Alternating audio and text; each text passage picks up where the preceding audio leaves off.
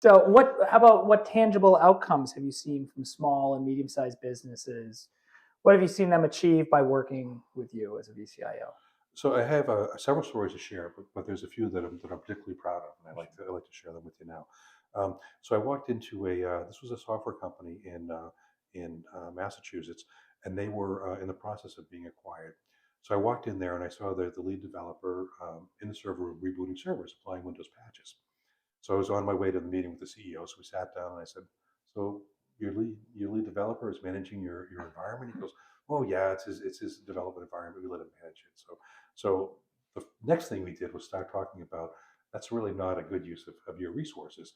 Right. So we actually talked about implementing a cloud strategy for them, and we designed the plan and executed on it, moving the entire development infrastructure, including all the QA and pre-production servers, to the cloud.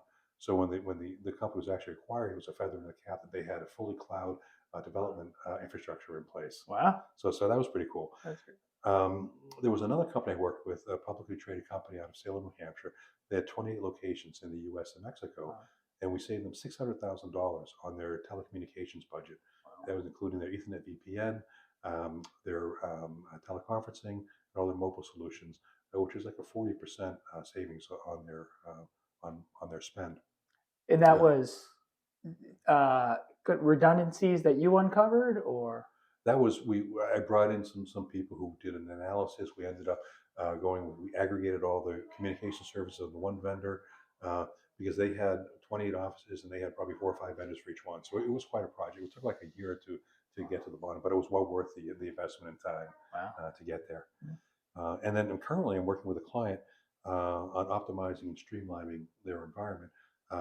Several things: their cloud environment, their physical environment on site, and right now we're projecting a $200,000 savings for year one. Wow. So That's eh, that's a lot. That's excellent.